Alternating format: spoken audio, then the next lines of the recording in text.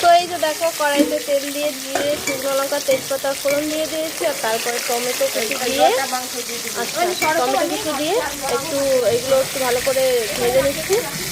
ও মা এবার মাংসটা দিয়ে দাও মা, মাংসটা দিয়ে তারপরে ভাতটা নামাও, কাটা হয়ে যাবে ভাত। ও একটু নাড় আমি দিচ্ছি। তারপরে একটু পরিমাণ মতন চিনি দিয়ে দিলাম,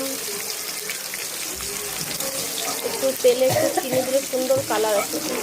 তো দিয়ে দাও ওর মাংসটা। যাবো মা সাইকেল চালাগা যা। খুন্তিটাও কোন দেও কোন দেও। হ্যাঁ ওহো আজকে লাল লাল ঝাল ঝাল মাটন রান্না হবে। তো গাইস দেখতে পাচ্ছ মাটন রান্নাটা কিন্তু আমিই করছি। ওহো কড়াই উল্টে যাচ্ছিল আবার, একটু জল দিয়ে দিল, মাটনটাই ভালো কষা খেতে হবে, ওর জন্য জলটা দেওয়া হবে। হ্যাঁ নাহলে সিদ্ধ হবে না। ইয়াস। ও দারুণ দারুণ, আমি খুব সুন্দর রান্না করতে পারি।